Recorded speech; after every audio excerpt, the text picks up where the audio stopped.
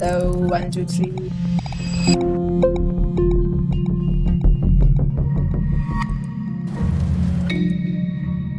There's this river जिसके बारे में हम में से ज्यादा लोग बात नहीं करते। ये एक इरिगेशन बहुत बड़ी इंजीनियरिंग है। इसलिए नहीं कि ये कोई छोटा दरिया है, बल्कि दुनिया के सबसे बड़े दरिया नाइल से डबल पानी कैरी करता है। तिग्रिस यूफ्रेट्स से 3 गुना ज्यादा पानी कैरी करता है। 215 करोड़ इंसान इस पर अपने खाने पीने के लिए डिपेंड करते हैं और आज 2026 में ये बहुत बड़े वाटर क्राइसिस से गुजर रहा है। एग्जैक्टली वो क्राइसिस जो 240 मिलियन लोगों का मुस्तकबिल डिसाइड करने वाला है। यहाँ पर इसे देखिए। has prompted fears that water issues contain the seeds of violent conflict. But the water crises we face are more often Crises of management and governance rather than absolute scarcity. The problem is कि आखिर को हम इस river के बारे में बात क्यों नहीं करते? इस रिवर का नाम क्या है? Well, अस्सलामु अलैकुम, मुझे सैरा कहते हैं और ये कहानी है द इंडस रिवर की। इस दरिया से हमारा पानी बहेगा या उनका खून बहेगा।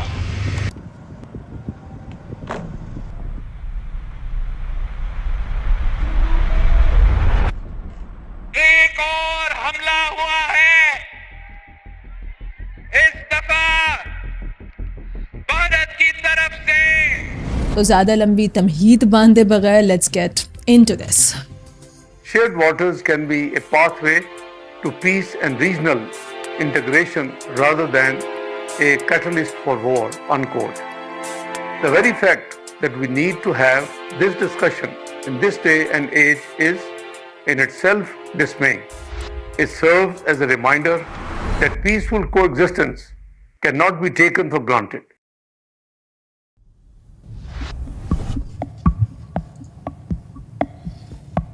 Hello.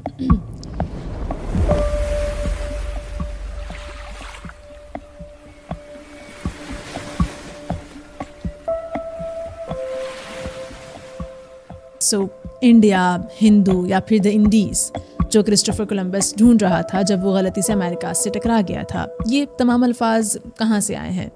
इसी दरिया से।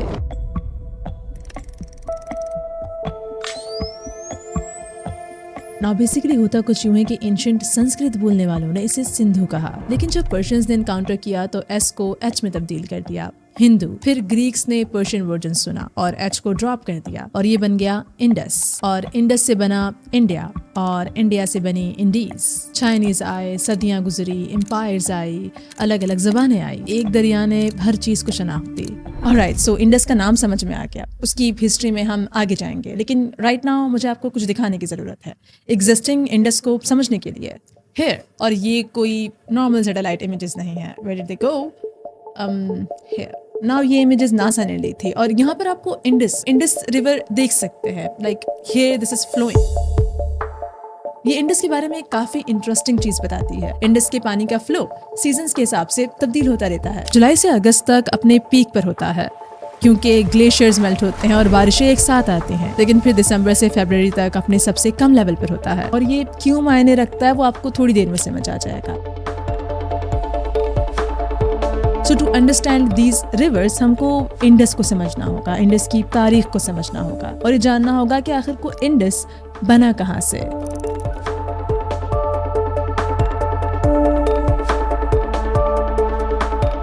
लेकिन इस दरिया की असल कहानी इसकी सिविलाइजेशन में छुपी है। जैसे कि 5000 साल पहले 3300 BCE के आसपास इस दरिया के किनारों पर एक सिविलाइजेशन बनी। इस सिविलाइजेशन में 2 बड़े शहर थे, हड़प्पा और मोहनजोदारो, और इन 2 शहरों में 100 से ज्यादा टाउन्स और विलेजेस थे। एक इतनी बड़ी टेरिटरी जिसके सामने एंशिएंट इजिप्ट और मेसोपोटामिया दोनों मिलाकर भी कम लगे, क्योंकि इंडस वैली सिविलाइजेशन दुनिया की 3 अर्लीस्ट सिविलाइजेशंस के मुकाबले में सबसे एक्सटेंसिव थे ज्योग्राफिकली। मोहनजोदारो की गलियां ग्रिड पर थी, बहता हुआ पानी मौजूद था, ड्रेनेज सिस्टम था, बाथरूम्स, यहाँ तक कि पॉसिबली स्ट्रीट लैम्प्स भी मौजूद थे। और ये उस टाइम के हिसाब से बहुत बड़ी बात थी, क्योंकि जहाँ पर दूसरे लोग मिट्टी के घरों में रह रहे थे वहाँ पर ये लोग अर्बन प्लानिंग कर रहे थे। 5000 साल पहले आइवरी, लैपिस लाजुली, बीड्स, ये सब एक्सपोर्ट हो रहे थे। सिल्वर, टिन, टेक्सटाइल, ये सब इंपोर्ट हो रहे थे। इनके पास एक राइटिंग सिस्टम भी था, Harappan script.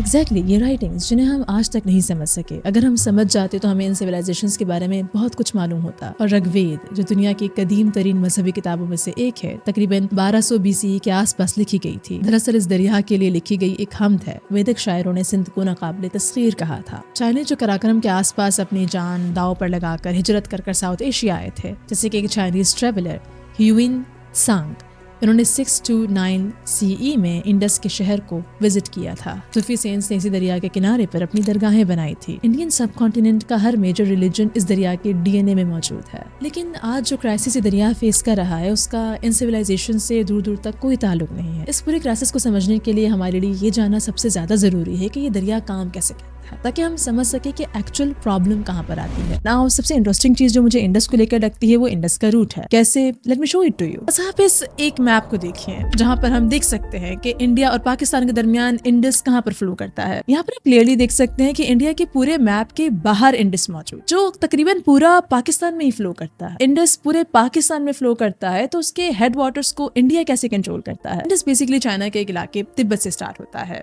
This is Tibet, और तिब्बत के एग्जैक्टली इस पॉइंट पर स्टार्ट होता है। दिस एग्जैक्ट पॉइंट जहां से इंडस स्टार्ट होता है, आई मीन टू से ये बिल्कुल पतली सी जो लाइन जा रही है, ये पतली सी धार पानी की बेसिकली इंडस का एंट्री पॉइंट है। और ये 7000 फीट ऊंची जगह है जहां से इंडस स्टार्ट होता है। इंडस बिल्कुल इस पॉइंट से होता हुआ जाता है लद्दाख तक। लद्दाख से गुजरती हुई ये बल्दिस्तान से, कोहिस्तान से, रास्ते में काफी रिवर्स से मिलती हुई झेलम, चनाब, रावी, ब्यास, सतलेज, इन सबसे मिलती हुई एंड में कराची पर ड्रॉप करती है। लेकिन अगर हम लद्दाख को देखें तो वो कहीं दूसरे मैप्स में, नक्शों में इंडिया से बाहर दिखाई दे रहा है। लद्दाख बिल्कुल एक अलग बुद्धिस्ट किंगडम था। इसकी अपनी हिस्ट्री, अपना कल्चर, अपना राजा था। और फिर जब रंजीत सिंह इस पर रूल कर रहे थे तब ब्रिटिश आए थे। इसको जम्मू और कश्मीर के साथ जोड़ दिया गया। उसके बाद जम्मू एंड कश्मीर को लेकर वो कॉन्फ्लिक्ट शुरू हुआ जिसे हम आज तक देख रहे हैं। आधा हिस्सा पाकिस्तान के पास है तो आधा इंडिया के पास है। लद्दाख उसी हिस्से में आता है जो इंडिया के कंट्रोल में है। और सबसे जरूरी पॉइंट इंडस के इस पूरे बहाव को लेकर ये है कि ये पूरे पाकिस्तान में बहता है, यानी कि पूरा पाकिस्तान इंडस पर डिपेंड करता है। 240 मिलियन के करीब आबादी इंडस पर डिपेंड करती है। नॉर्दर्न माउंटेन्स में हिमालयास, कराकोरम, हिंदू कुश ग्लेशियर्स, ये एक दरिया साल भर में उनको भरता है। ये अकेले पाकिस्तान के मुकम्मल दरियाई बहाव का 50 से 80% अकाउंट करता है। जुलाई से सितंबर के बीच पाकिस्तान अपनी 70% एनुअल रेनफॉल 3 महीने में रिसीव करता है, यानी कि सिर्फ 3 महीने। और इन 3 महीनों में जमा होने वाला पानी आपने पूरे मुल्क में साल भर चलाना है। और इस एक दरिया पर 18 मिलियन हेक्टेयर्स फार्मलैंड डिपेंड करता है। पाकिस्तान की मेजॉरिटी पॉपुलेशन अभी भी रूरल एरिया से मौजूद है, तो सीधा इस दरिया से कनेक्टेड है। तो ये दरिया सिर्फ पानी नहीं है बल्कि पूरे मुल्क का एग्रीकल्चरल कैलेंडर है। और यहाँ पर लाखों एकड़ जमीन है, तो वो ग्रेविटी फ्लो पर जो है ना सबको मतलब इरिगेट कर रही है।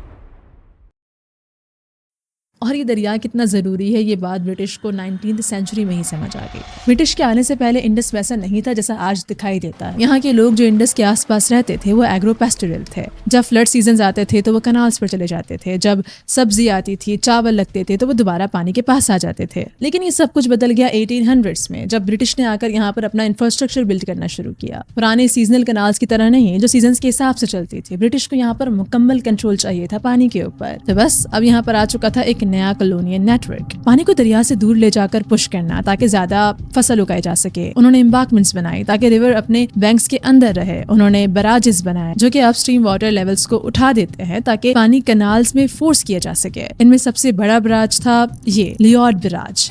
1932 में सक्कर के आसपास कंप्लीट हुआ था और ये आज भी वहाँ मौजूद है। इसे सक्कर बराज कहा जाता है। और जब ये बना था तो इसने रफली 8 मिलियन एकड़ जमीन को डिजर्ट से फार्मलैंड में बदल दिया। लेकिन ये सिर्फ एक इरिगेशन सिस्टम नहीं था बल्कि ये पावर और कंट्रोल डिसाइड करता था। अब बेसिकली होता कुछ यूं था कि जहाँ से रिवर स्टार्ट होता था वहाँ पर ज्यादा पानी होता था और वो वाला हिस्सा उन लोगों को दिया जाता था जो कॉलोनियल गवर्नमेंट के फेवर में थे, और वो हिस्सा जहाँ पर पानी कम होता था वो दरिया का किनारा या फिर दरिया का एंड होता था, और वो हिस्से की जमीन उन लोगों को दी जाती थी जो कॉलोनियल गवर्नमेंट के खिलाफ थे या फिर ब्रिटिश गवर्नमेंट नहीं चाहते थे। बेसिकली एक पैटर्न था, पानी के जरिए लोगों के आइडियाज, लोगों की आइडियोलॉजीज, लोगों के फेवर्स, लोगों की लॉयल्टी को खरीदना। एंड पाकिस्तान ने बाद में इसी पूरे इरिगेशन सिस्टम को अडॉप्ट किया और भी ज्यादा कनाल्स, बराजेस, एम्बार्कमेंट्स बनाए। I declare the right bank canals opened, and I hope they may prove of inestimable benefit to all people who cultivate the land on them.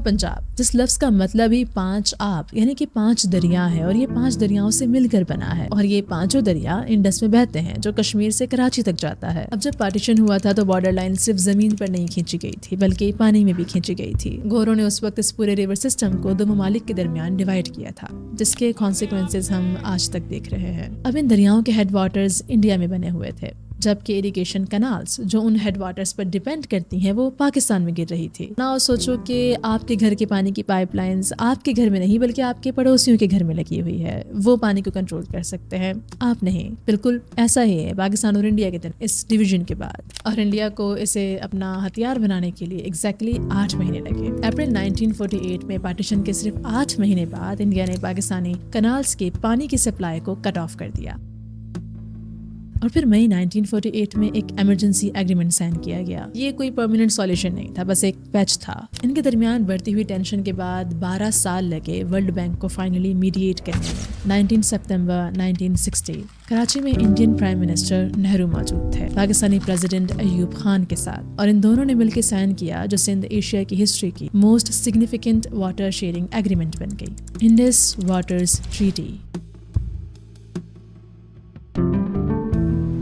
6 reverse और 2 मुल्क दोनों के दरमियान डिवीजन करना है। काफी सिंपल मैथ है, 3 इंडिया के 3 पाकिस्तान के, रावी, ब्यास और सतलेज ईस्टर्न रिवर्स इंडिया के हो गए full unrestricted use. 3 western rivers Indus खुद, जहलम और चनाब प्राइमरली पाकिस्तान को एलोकेट की गई। अब क्योंकि पाकिस्तान ने अपने ईस्टर्न रिवर्स कम्प्लीटली खो दिए थे तो उसके बदले में इंडिया से कंपनसेशन ली गई। पाकिस्तान ने 10 साल में इंडिया से 62 मिलियन पाउंड रिसीव किए रिप्लेसमेंट इंफ्रास्ट्रक्चर बनाने के लिए। इस ट्रीटी ने एक इंस्टीट्यूशन भी क्रिएट की, परमानेंट इंडस कमीशन। दोनों कंट्रीज से एक कमिश्नर और काम साल में एक बार मिलना, डेटा शेयर करना, डिस्प्यूट रिजॉल्व करना। और ये ट्रीटी सरप्राइजिंगली एक परफेक्ट सॉल्यूशन था क्योंकि 6 दिहाइयों तक ये काम की। इस ट्रीटी ने 1965 की जंग सर्वाइव की, फिर 1971 में, फिर कारगिल 1999 में, मतलब डिफरेंट डिप्लोमेटिक क्राइसिस में इसने सर्वाइव किया।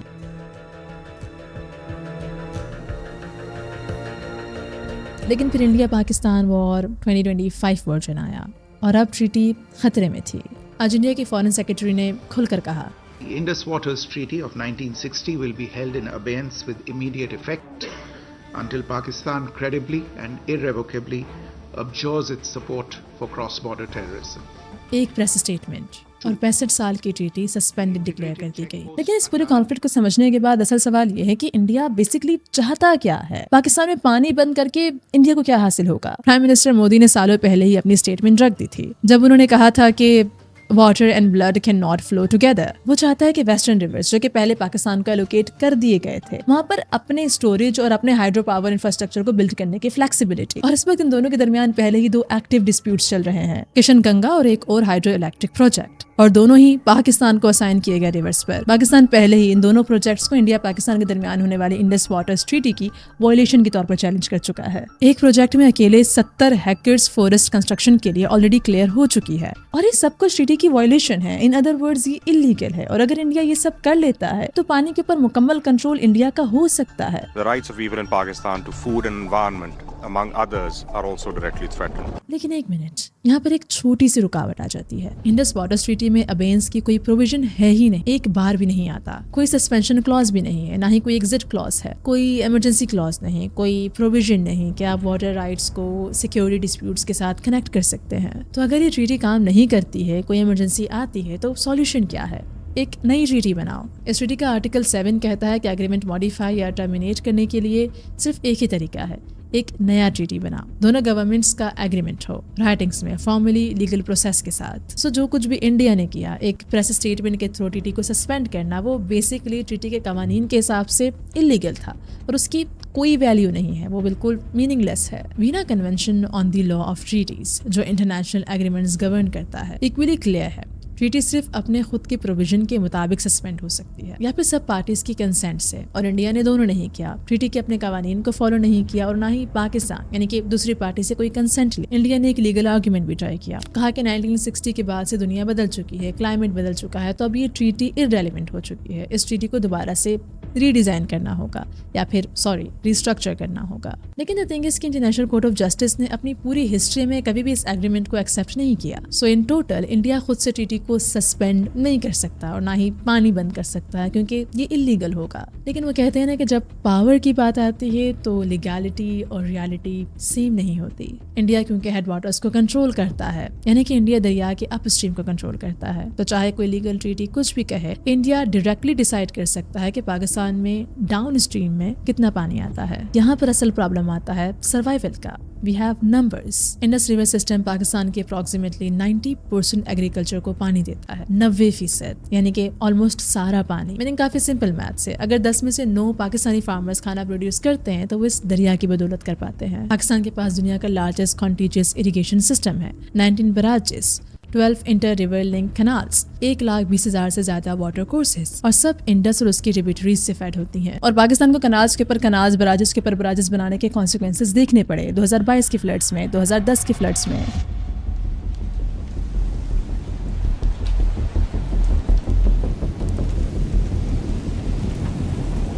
तकरीबन पूरे मुल्क का 1/3 हिस्सा इस वक्त पानी के अंदर था, और शायद फ्लड्स ही सिर्फ सबसे बड़ा प्रॉब्लम नहीं था, बल्कि इसके बाद पानी का उसी जगह जमा रहना उससे भी ज्यादा बड़ा प्रॉब्लम था, जिससे कई बीमारियां फैली। और ऐसा क्यों हुआ था? क्योंकि 100 साल से जो एक नेचुरल रास्ता था जहाँ से ये पानी इंडस तक पहुँच सकता था या फिर दूसरे दरियाओं में शामिल हो सकता था, उन रास्तों में कनाल्स, एम्बार्कमेंट्स या फिर ये बड़े बड़े बराजेस बना दिए गए जो इस पानी को वहां पहुंचने से रोक रहे थे। दैट इज व्हाई ये पानी अपनी जगह पर खड़ा रहा। सो इन टोटल आपने एक पूरा इंफ्रास्ट्रक्चर बनाया, एक पूरा सिस्टम बनाया रिवर को कंट्रोल करने के लिए, लेकिन वक्तन फवक्तन रिवर आपको याद दिलाता रहा कि आप पानी को अपने हिसाब से कंट्रोल नहीं कर सकते, उसका नेचुरल रास्ता खुला रखना होगा। हमने ये इंफ्रास्ट्रक्चर बनाया और हम इसमें फंस, लेकिन अब इससे निकलने के लिए हम मजीद कनाल्स बना रहे हैं। पाकिस्तान की फेडरल गवर्नमेंट आर्मी के साथ मिलकर 6 मजीद कनाल्स बनाने का डिसाइड कर रही है इंडस रिवर के ऊपर। ये 2025 में हुआ था और ये एक सिंगल फैसला सिंध को यहाँ तक ले आएगा, इसके बारे में मैं पहले ही बात कर चुकी। सो आप मेरी वीडियो चेकआउट कर सकते हैं, way we talked about water crisis. वहाँ पर आपको बहुत सारी चीजें मिलेंगी पाकिस्तान के वाटर क्राइसिस को समझने के लिए। वेल इस टाइम पर काफी प्रोटेस्ट हुए थे कनाल्स को बनाने से रोकने के लिए, एंड गवर्नमेंट ने फाइनली कनाल्स नहीं बनाई, अब तक तो नहीं बनाई गई। अब जरा इंडस के पूरे रूट को साइड पर करते हैं और एक काफी इंटरेस्टिंग चीज मैं आपको बताती हूँ जो इंडस को लेकर काफी ज्यादा पॉपुलर भी है, और वो है इंडस की ये ब्यूटीफुल डॉल्फिन्स।